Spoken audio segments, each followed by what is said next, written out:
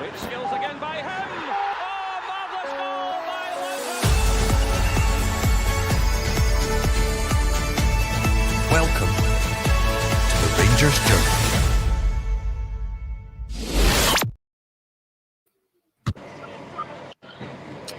Hi guys, and welcome to your Friday news pod, Gers Talk Rangers News. I'm joined by Colin and Billy.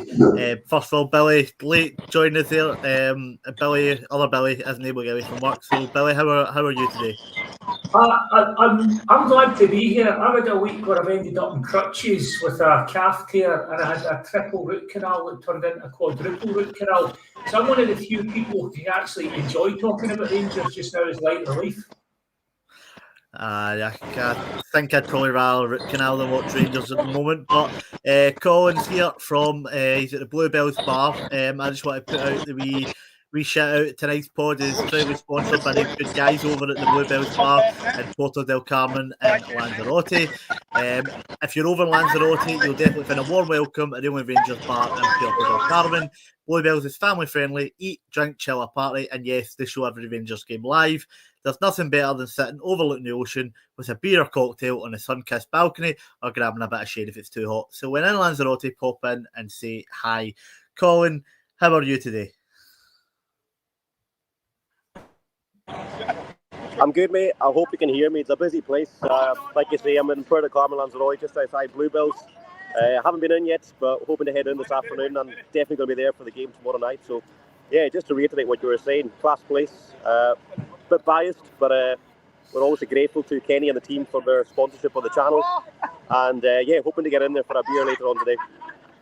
Excellent. Well, I know the game got touched on in the post-match the other night, but we're just going to have a wee bit of a look at the fallout of the game. So obviously Troy drew 2 each, went behind. McGoma scores to get us back level. We gift kind of our goal at the boy drift into the middle of the goal and score, and then we get a 98th minute penalty which Bayrami tucks away. So I don't know whether it's a point gained or 2 points dropped. Colin, what's your kind of take on it? Do you think we kind of should have taken 3, or do you think we're lucky to kind of get away with a point? Listen, I feel for Danny Rowe, I really do, because I'm seeing a lot of fans judging him already because of the results. But we can't have it both ways. You know, we know these players aren't good enough, and he's only doing what he can with the squad he's got. Now, can we pick holes in some of the team selections? Of course we can. I think we'd like to see Finlay Curtis get more minutes. But ultimately, you know, any game where we don't get 3 points, it's a failure. That's the standards of Rangers. But it's difficult to see how December's going to be. The rest of December's going to be any different. You know, I can see the fixture list. You know, Billy, these guys have been mentioning in the pods over the last couple of weeks. The fixture list for December is horrific for us. So don't want to be too pessimistic, but it's going to be tough until we get to January. In terms of the game on Wednesday, it's always difficult going to Tannadice. They always give us a good game, and yes, there was positives in the performance. You know, we created more chances than we did at home to Falkirk. But like I say, at the back we're still weak. So it's difficult to put it into perspective, because, like I say, for Danny Rowe, it's a case of trying to get the best he can out of the players he's got, and we know the players he's got are not up to standard. Yeah, I think it's going to be difficult. It's more of just kind of case of getting through this month as best we can and reevaluate in January. Billy, Colin touched on the fact we made a bit more chances, but again, we had the 3 strikers in the park, Danilo, Miovski and Chermiti throughout the game. None of them able to get a goal. Both Danny Rowe and Nadim Bajrami in their post-match sort of press conference said, Rowe said he didn't want to blame Chermiti specifically, he said it was a team effort. Whereas Bayrami kind of backed the strikers, says he knows the quality they've got in training and backed them to start getting goals. Billy, do you think there's any hope for any of these boys up front? We'll start on Chermiti and then kind of look at the other two, but that was the post-match comments. What's your take on it?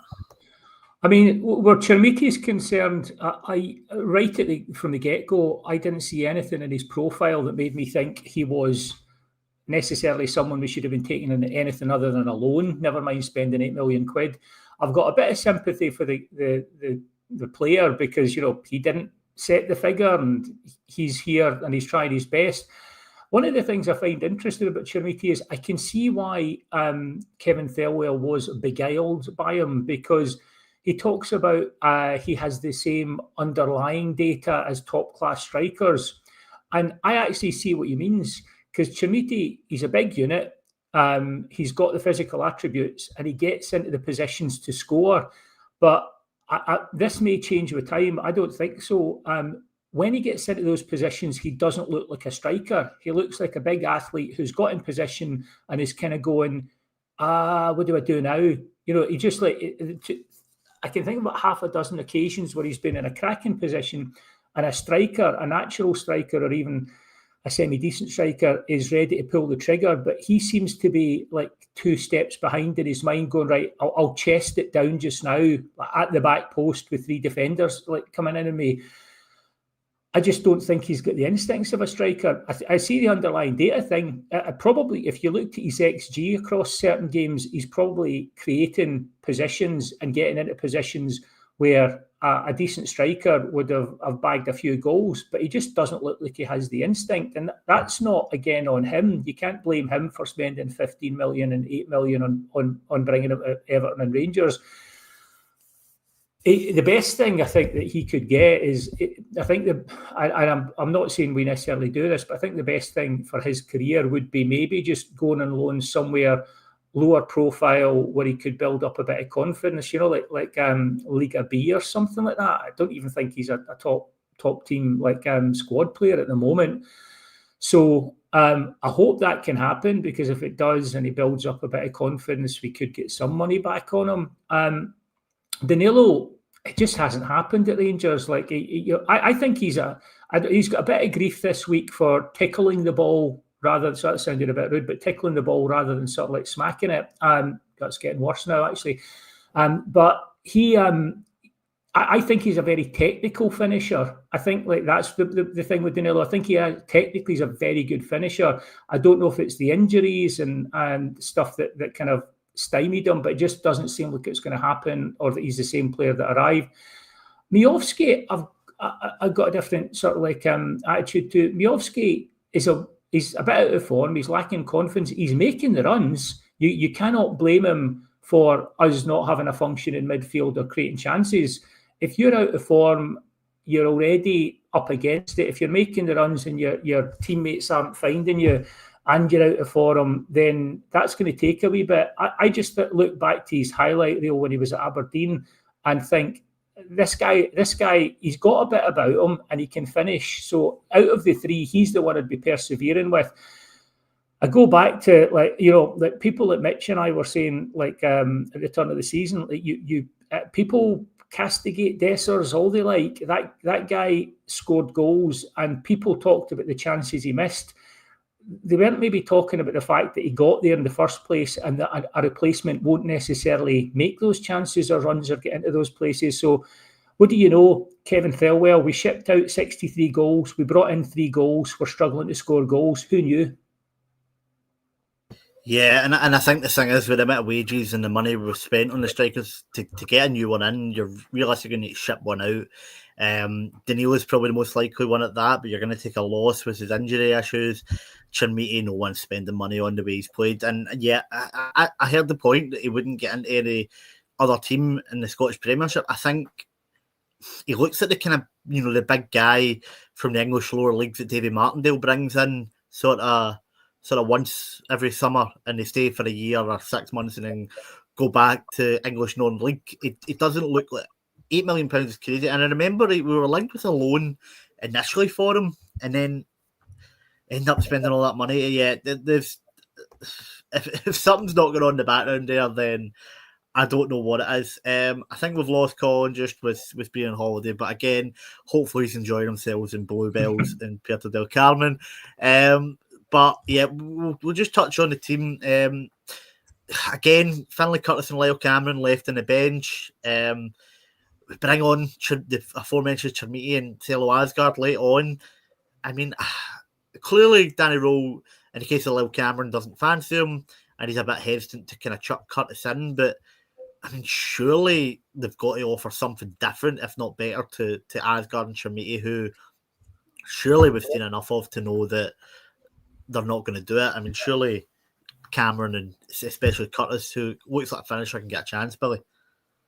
Well, see, I take your point there, Jack, but I have this sort of rule of thumb where, like, if we're watching a player struggling to get into the side, when he gets in, like Finlay Curtis, he's scoring. So we think, right, there's something there. You start off kind of blaming the manager for making the wrong decision. When you see more than one manager come in and not play someone, you start to wonder what he's seeing in training. You know, is it a lack of, like with a lot of our younger players, a lack of tactical awareness out of possession? Is he kind of deficient in other areas?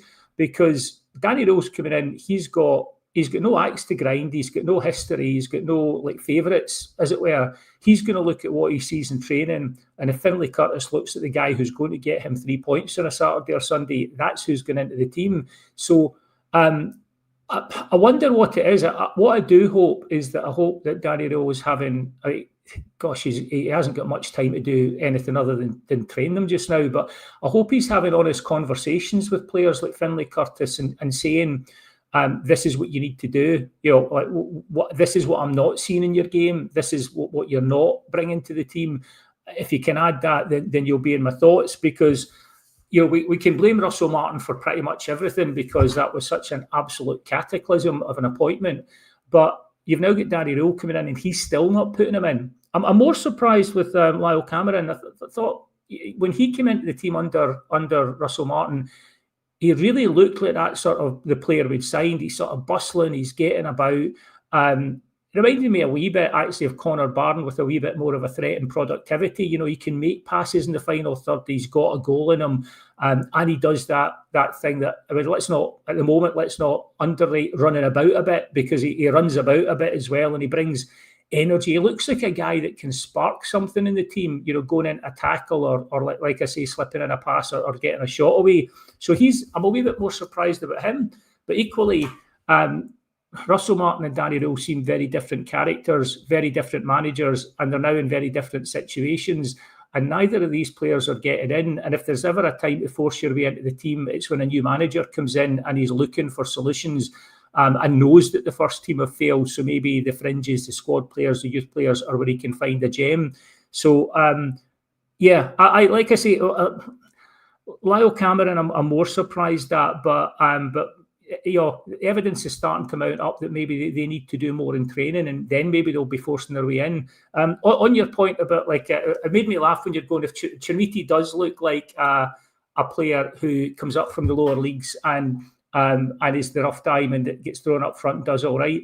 You mentioned him coming up to Livingston. If Livingston and Davy Martindale had brought Chermiti in for £8 million, people would be wondering if he'd returned to a life of crime. And I say that as someone who really likes Davy Martindale. And actually, when we're looking at bringing in Scottish coaches onto the Rangers team, I'd rather see a first teamer like a Kettlewell, who's not doing great just now, or a Davy Martindale at Rangers, to be honest. Someone with character and a bit about them. So, anyway, so it's like sidebar there. No, I agree. I take your point on that. I just think probably, I don't know, with obviously the instability of managers in recent years, if a head coach is looking to come and be a number two, it could be a route into the top job for somebody. I take your point on Curtis. Positionally, obviously young players are a bit more prone to sticking to it. No, we heard a lot about Bailey Rice not being able to do off the ball. I just feel like it's a guy who we threw him on against St Mirren, he got a goal. We scored a couple other goals early in the season, pre-season. I just feel like if they're chasing a goal, he's probably more of a threat than Asgard. But I kind of agree with everything else you've said there. So that's a draw. Interestingly, I've seen the SPFL post out that we are the team who are on the longest unbeaten run in the SPFL at the moment. We're 9 games. Hearts are on 7, and then I think you've got Celtic and a couple others on 5. But in that, it's 4 wins, 5 draws. So we're not actually losing. We've only lost the 1 game, but it's just fine margins. We're not putting teams away. What sort of twist to the sort of tactical setup, because we know we're very limited in players. Do you think Rowe could make Gannett Kilmarnock to ensure we can get 3 points rather than 1? You're asking me to do what Danny Rule hasn't been able to at the moment. Like, if I had that ability, do you think I'd be sitting podcasting? I'd be managing in the EPL just now. I'm not sure. I'm not sure there's an awful lot that he can do, rather than try and just, like, little tweaks here and there, maybe squeeze a bit more out of the players. Get someone like a Lyle Cameron or Finlay Curtis revved up for 2 or 3 games and go, shows what you've got. Danny Rule, to me, in the interviews, sounds like a guy who's come in, scratched his head and looked at this and gone, like, you spent how much in the summer? And this is what we've got. And when he talks, he sounds like someone who wants to get to January. The problem is, like you say, I mean, the flip side of the fact that we have got a horrendous run coming up in December and January is we've actually had it quite cushy till now. We've had quite a nice run of fixtures. And for all that, I think we were a wee bit unlucky midweek to drop points, because we actually created more chances. It's been in the post. I thought we were very lucky not to drop points the week before. Really be on the balance of chances that were created. It should have been a draw, not a win. And that's kind of the problem. I just don't see us getting to January without dropping more points. And tactical tweaks. I mean, Danny Rule doesn't seem like a guy that's going to say, right, to January we're going to go old style Wimbledon direct. I mean, why would you? You've got Chermiti up front. But I at the moment, I think it's one of the things that a lot of us are finding quite dispiriting is, in the past you'd have gone, bring him in or do this or do that. But I think a lot of us are kind of shrugging our shoulders and going, what are you supposed to do with this bunch? We're missing a leadership group. We're missing experience. We're missing maybe decent midfielders. We're missing defenders that can defend and strikers that can score. And it feels like actually after the rebuild, we're further back than we were going into into the sort of close season last year. So that's the bit that's dispiriting. And I've got to be honest, if I thought there was some magic bullet, I would suggest it. But I think when the new manager is talking about 4 or 5 potentially coming in January, that's half the team. So I think he knows he's up against it, and I think it's basically just trying eking out as many wins or points as he can. But I've got if I was a betting man, you live in, as a football player, a football supporter, you constantly live in hope. But if I was a betting man, I would see us shipping more points in December and January, to be honest. Yeah, he touched on 4 or 5 there. Of course, Rowe said that after the game on Wednesday night. But sort of words coming out of the BBC today is Rangers are looking for at least 3 with a proven goal scorer, sort of top of that target list, which I think is a must. I also think we need another central defender in there, and then someone very creative, which in January, when you're already needing to pay excess amount for players, is going to be fun. Moving away from the team on the park, of course, we think Danny Rose is going to be, kind of overseeing transfers along with Dan Purdy in January, without the sporting director. But we have had some sort of rumours on that. Former Liverpool director of football, Jörg Schmadtke, I think that's how you say it, is a candidate for a director's job at Ibrox, with Pedro Mendes backing that appointment, saying he has an excellent database. Now, that's an interesting appointment for me. He's got a decent CV, obviously spent time in that role at Liverpool in 2023-2024 season.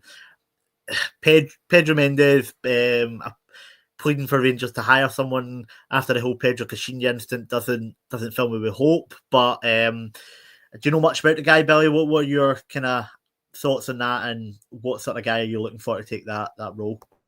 I mean, I don't know much about him, to be honest. And like you say, Pedro Mendes's credibility, shall we say, people always recommend their mates or are trying to do a favour or whatever.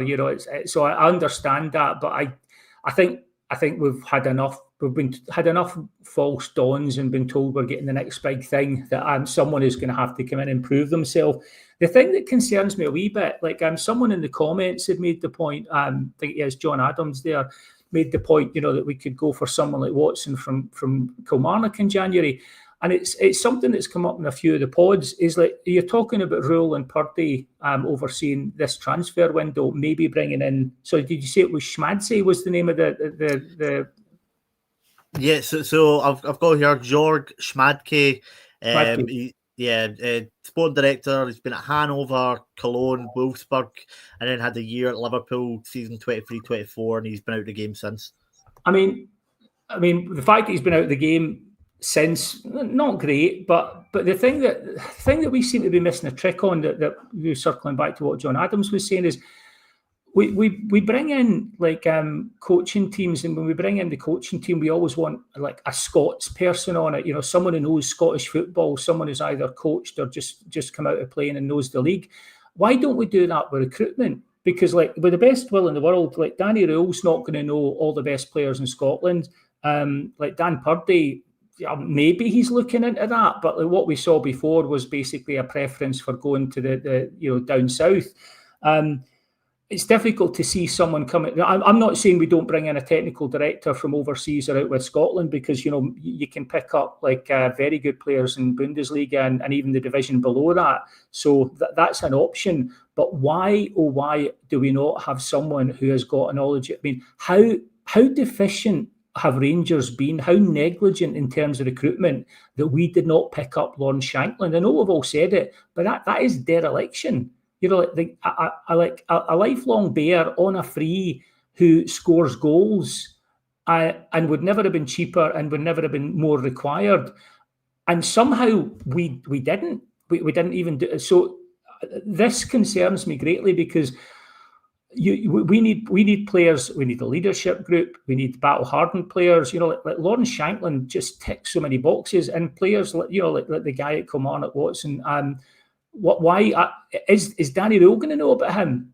Maybe, is Purdy looking at him? Possibly, but not on the basis of the evidence. Why haven't we got someone in as part of the recruitment team who's looking around Scotland going, you cannot tell me that there isn't someone in Scotland could do better than Chermiti, for example, and wouldn't be costing £8 million. So I'm all for bringing someone in from overseas, and I'm all for having that contact book and maybe finding a gem in the Bundesliga, someone's squad.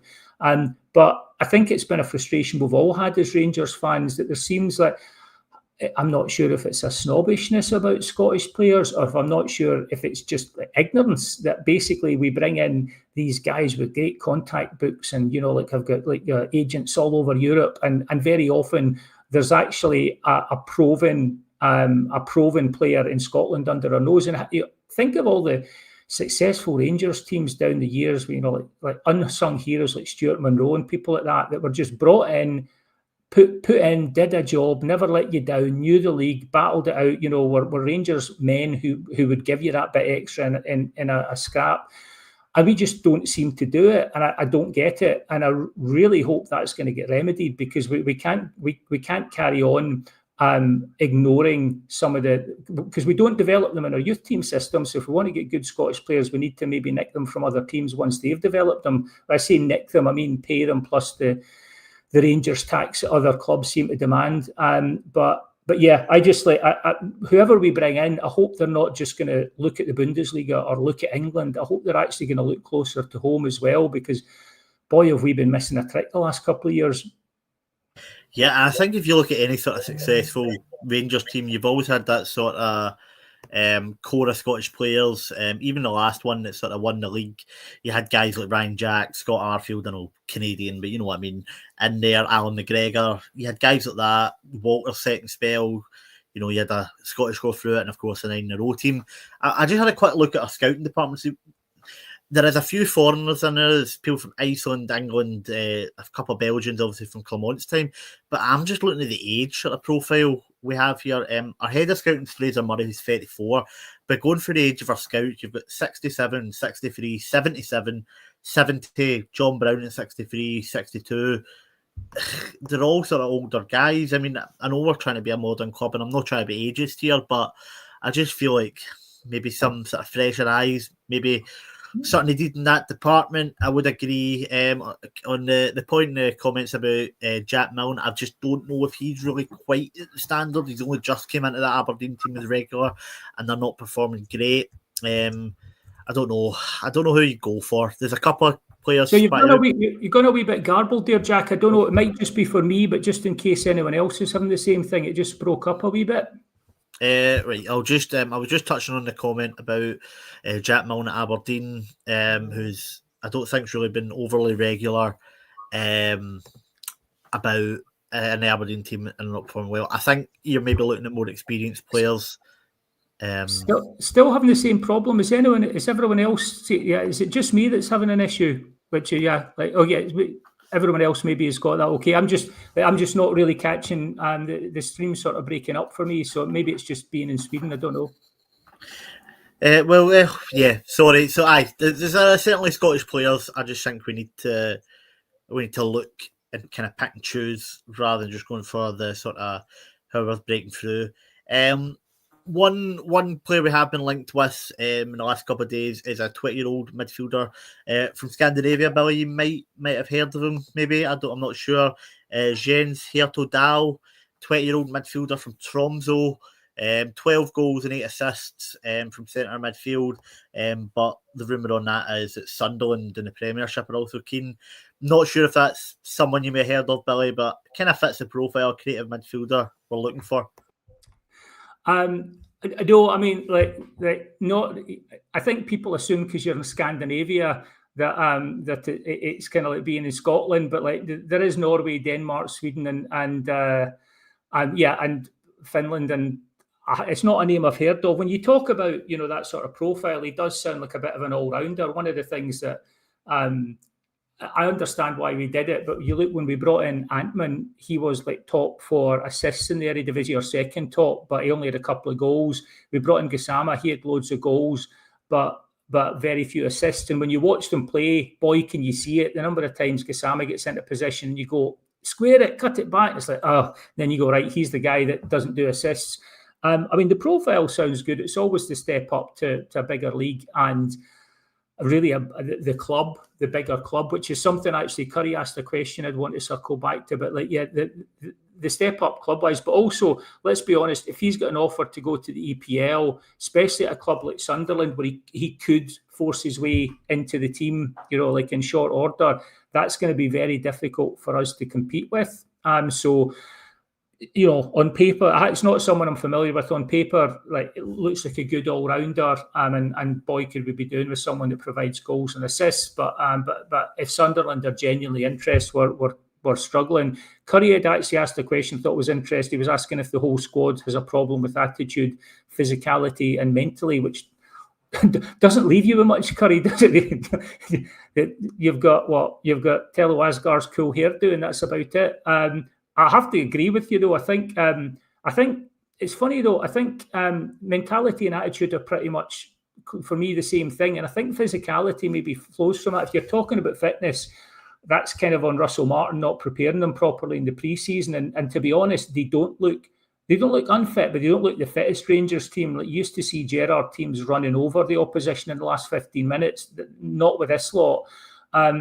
I do think a lot of the time the attitude and mentality is an interesting one, because I think when you're winning and when you have a good attitude, that's when you're flying into tackles. That's when you're putting that wee 5-yard burst in to close someone down. And we don't seem to have that. And right at the start of the season, a lot of us were saying, where's the leadership group? We know we've got Tavernier and Butland, but they've been there before and we're not winning things. Rothwell maybe looked like he was going to be one of those guys, but it's another one. I think then to jump messages to Aldorf or Aldo FC, sorry, RFC, so Aldorf, Aldo RFC was basically saying he can't wait for January and going, damn you, Kevin Thelwell. And I think it does go back to that situation where he has, that's so lopsided. The fact that we as punters could see it at the start of the season and that's how it's playing out is shocking. And it is difficult to see how you're going to get this bunch of players to do anything other than spotty performances, because you'd mentioned a Scott Arfield, who is about as Canadian as you and I think technically he's the least Canadian wee guy you could ever meet, but clearly got the lineage. But someone like that, someone going around who had that combination of he seems like a guy who knows how to G people up when they're down and give them a wee bit of a boot up the backside when they need it. And I think his right foot would be sore with the amount of booting he'd be needing to do at the moment. Because, to go back to Curry's point, I think the team is lacking. Physically, we don't look the fittest team in terms of attitude. And I worry when players come in to a new club and halfway through the project and the season it's not going well. Are some of them already looking at the exit door? I'm not saying they are for a second. I'm not saying the likes of Asgard's looking at the exit door, but some of them might be going, "Oh, this is more." I'll show Asgard the exit door. I don't think you'd be alone. But you do wonder, like, if halfway through the season some of them check out and think, "I'm I can't know that for certain." But if we've really got the cup left to play for if we ship any more points, and these are not self-motivating seasoned pros who've got a habit of winning. These are young guys who've been thrown in a new project, and then I think again it's a dereliction with Kevin Thelwell that we didn't bring in seasoned pros to support them. It's like if you went into any job and like all the experienced like players had been kind of like kicked out, or all the experienced people were kicked out, you don't have the support network. You're not giving them the best chance to flourish. So January is going to be absolutely massive, and it's not the best time to be doing business. So I can understand some of the pessimism we're seeing in the comments. Yeah, well, I suppose pessimism is better than apathy. So there's been a couple of mentions about Jesse Lingard, who has been released from his contract in South Korea. Now, at first I was like that, well, he must be on a fortune out there, because I know he was on something like 150 grand a week at West Brom. I've looked it up. He was on £17,500 in Korea. I'm not sure if he'd be coming back to England, maybe getting a championship deal on higher wages. But, I mean, you're talking about Scott Arfield. I mean, this is a guy that can score goals from midfield. The only issue I see is one of these guys that's in his 30s and he's still quite immature. Do you think that would be a good deal to make for the midfield, for the dressing room? What would your thoughts on that one be? Mike, I mean, this is just my knee-jerk reaction to it. Is like, no, that's got car crash written all over it. It just that's got us sitting swearing a lot in January and February, going, we're paying him how much, and he's either sitting on the bench or he's not producing. No harm to him, but it's interesting when you look at his recent English history. Was like, from 2015 to 2023, so like 8 or 9 years, he'd scored 9 goals in England. He's gone to Seoul and he scored 16 goals in 59 games, but that is a very different level of football.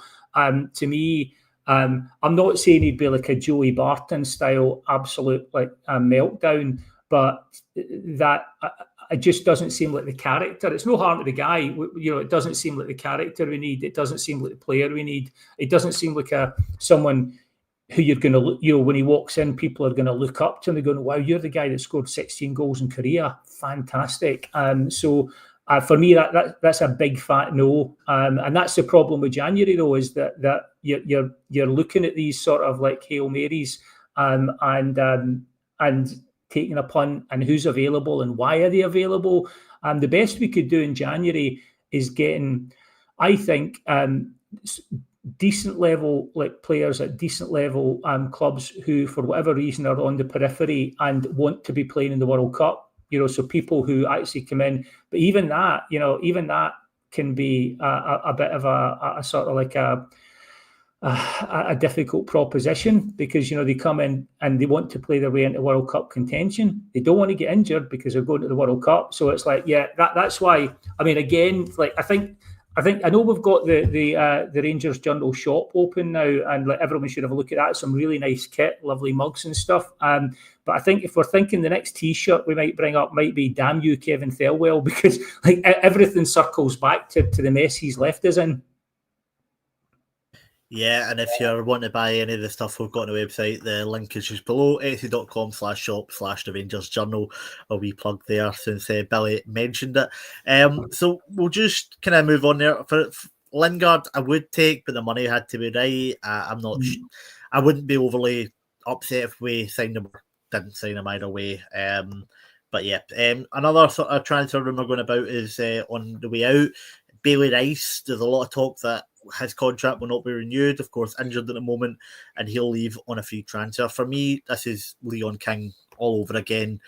This boy should be out on loan 2 years ago. We've had him playing 5 minutes here or there, and he's just completely stagnated by not playing regular football. Anything else to add to that, Billy?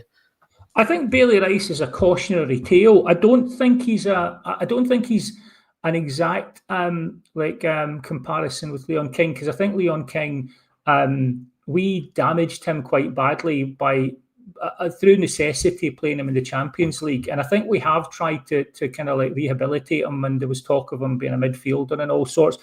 Bailey Rice is almost indicative of what is wrong with Scottish football and what is wrong with the system in terms of developing youth team players. Because you look at like Bailey Rice, we had the choice of Bailey Rice or Lennon Miller. We took Bailey Rice because he was the better option at that point. And it does make you wonder, should we have signed, whether it was Bailey Rice or Lennon Miller? This is a problem, like financially, this isn't easy when we're trying to kind of like be competitive.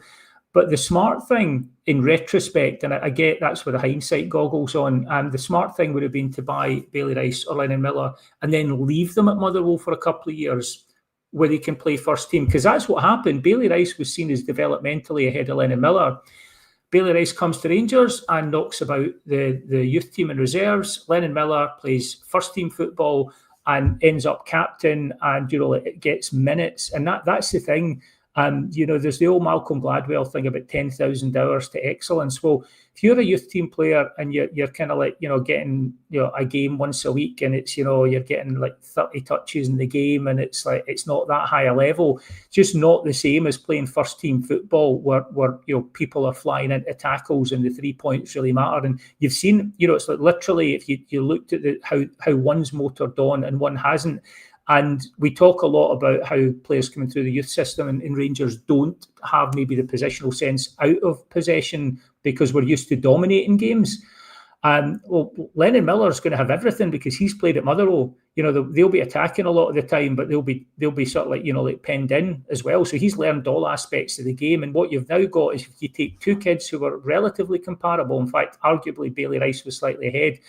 One goes for a big glamour move, and one now is getting punted out on, potentially on loan or just like away to another club, and understandably so. I mean, Bailey Rice has come in, and with the best will in the world, he's looked tidy, and I'm sorry, but that coming into the Rangers first team, that's not enough. You need to come in and do a Nathan Patterson. You need to come in and people are going, oh, there's something about him. And I think with Bailey Rice, it was more hope than expectation, and maybe hope born of the fact that when we got him, he was looking like one of the next big things. And when we got him, it was like, oh, he's better than Lennon Miller. But unfortunately, one's been battle hardened and one's been sort of like, left, in the kind of youth team and reserves. And this is what you get. And I think it goes to a bigger issue about how we develop players in our youth team, because unless you're an absolute world-class prospect like a Billy Gilmore, why would you come to Rangers? And if you're good enough, then you'll either not be at Rangers or you're straight down to the EPL. So we need to find a way of actually getting these players properly developed. And I would suggest with Bailey Rice that buying him, had we had the money, buying him, leaving him at Motherwell for 2 or 3 years to be a proper player, and then bringing him is the thing to do. But how do you square that circle with the budget? So it's a difficult one. But yeah, sorry, I did go off on a bit of a spiral there. But I just think it's fascinating to look at two players in the same situation. We pick the best one, and actually we're the ones that ruin him. Whereas he ends, a player that stays at Motherwell ends up, they might have developed at different rates anyway. But you can't help but look at the pathway and think that it's no surprise Bailey Rice is the player he is now. Yeah, I don't know I don't know how bad his injuries have sort of been this year. I would hope maybe we can get him a loan in January, see how he does, and then look at it again at the end of the season. But I think it's interesting. The clubs linked to him still are decent level. You've got Sunderland and Aston Villa, both muted with an interest, as well as West Brom in the Championship. So, I mean, I don't know. He's still young enough, but I just don't know if we can commit sort of the wages he might be looking for. Curry on the identity of the club, yeah, it's difficult to see. Hopefully we can get some some semblance of that back towards the end of the season, maybe with some appointments upstairs, some signings, but yeah, it's just, I think just the mood kind of goes about like that. Billy, what were your thoughts on sort of Curry's question there? I mean, this is, I get where he's coming from, because there is a danger. We are in, and I think this is quite a big issue to just like kind of go into just now, but I think we are at quite a crucial juncture for the club, and I think that's why we were all so happy when the 49ers took over, because it has been it's been a long time since we as a fan base have physically been in a stadium to watch the team win a league title. You know, it's going to be the guts of 20 years. And when Gerrard came in and built the project that he did, again, I think we really dropped the ball. We should have been golden for at least one more title, if not another couple of titles after that. And someone on the board needed to be a grown-up and tell Steven Gerrard that, yep, he could keep most of the players he wanted, but otherwise we'd be selling some to bring in money to regenerate the squad. Instead, we kind of pandered. We kind of left him with the squad. We get bumped out of Europe. He moves on, and suddenly, instead of being 6 points ahead of Celtic, they're motored past us. And that for me was a turning point, because we could have changed the culture of things with 2 or 3 back-to-back titles. Instead, it's looked more and more like a bit of a sort of an aberration. And even when Clement came in, you know, if we'd won that title, like I occasionally I will go to the dark side and listen to a Celtic podcast, because it's kind of funny to see how their minds work, or don't on many occasions. And they were panicking when Clement came in and got that run together. They were going like, if he wins this, that's 2 out of the last 3 titles. And they were beginning to get a sweat on about that. We didn't do it.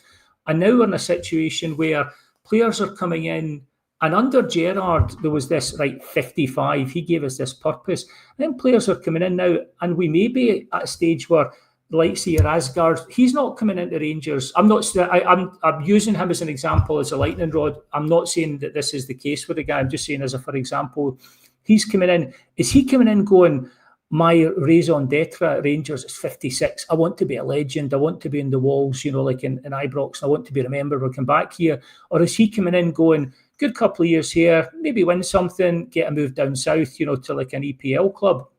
And I think there is a danger that in terms of like who we are and our identity, that may be getting eroded at the moment. What I will say is it can be very quickly re-established by doing the following: winning things. You win a league title, you kind of like, you're at the big table in Europe, then you know that can be turned around in a season. The problem I've got is I'm just not sure.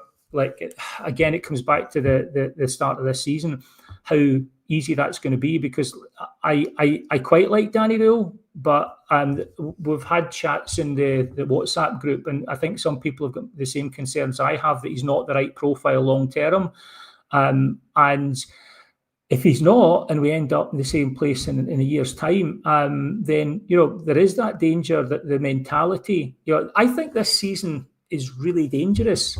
I have never known a season where Rangers fans are so apathetic. Normally, we're either really happy or really unhappy, and very often both in the same 20 seconds. But just now, it's the first time I can remember where people are just going, I can't be bothered with this. And you're sitting down watching the football and going, right, what will I do while I'm watching the football? And I hope the 49ers are cognizant to this, because we cannot drift much longer. And my worry is that, nothing against Danny Rule, seems like a decent guy and a decent coach, but my worry is he's not got the tools at the moment. Is he going to have a chance to kind of like turn things around next season? Because if he doesn't next season, then we're looking for another manager. And yeah, to the point that was asked, I think there is a danger that you know, look at the managerial search. Like, you know, none of us were exactly blown away by the options. It's been the same guys for the last 5 years, you know, Kevin Muscat, that keep coming up in the searches. So I think we are at quite a dangerous point, and I really hope that the 49ers are cognizant of that, because we need to get back to winning things. And I think what we all find so dispiriting at the moment, Jack, is you look at that squad and I don't see winners. I see some good guys, some triers, some nice guys, but what I don't see is guys who you can see lifting a lot of like shiny things and waving them at us. So sorry, that might sound slightly bleak. It's not meant to be bleak. It's meant to be more a rallying call in terms of like we need to be aware where we're at because we are Rangers and we are about winning things and we need to get back to that. Yeah, agreed. I think January targets maybe looking at some guys who have a few winners' medals already in their career. Maybe a good way to look at it. So, going to be a bit of a shorter show today, guys. Just we've got to jump away, and of course we lost Colin early doors. I'll just kind of sum up some other wee bits of news. Chris Sutton said Rangers, if they get their January business right, are still up for the title. I think that's him looking for a bit of bait. Celtic, of course, appointed a new manager today or yesterday, Wilfred Nancy.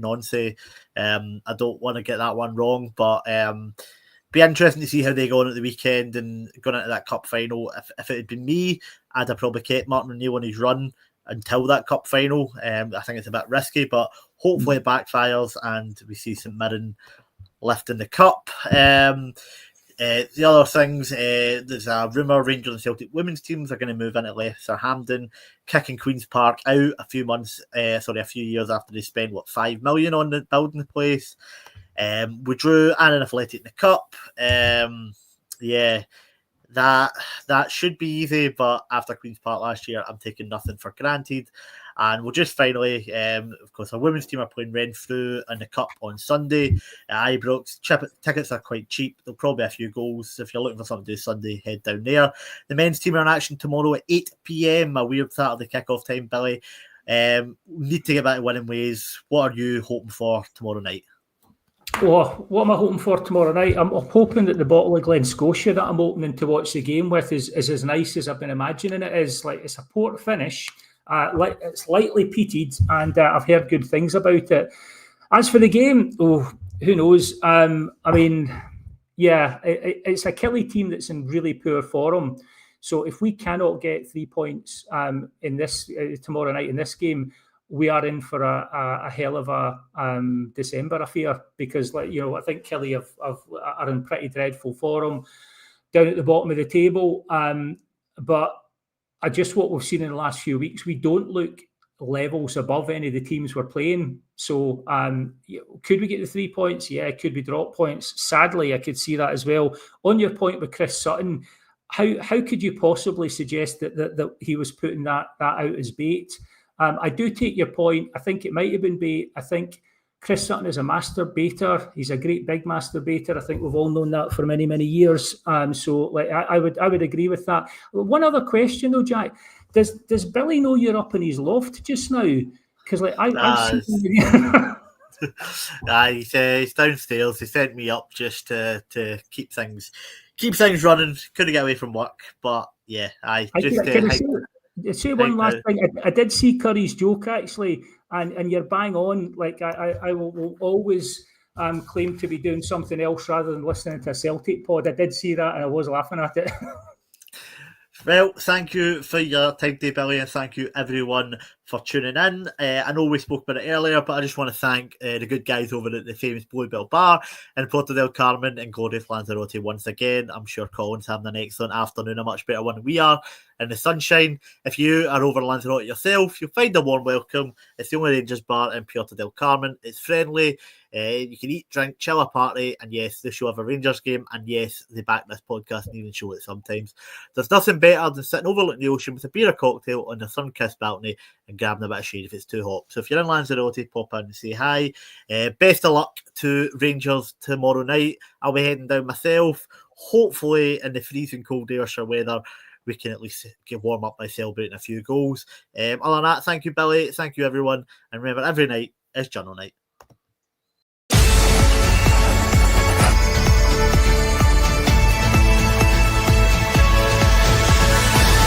Every night is the Rangers Journal night.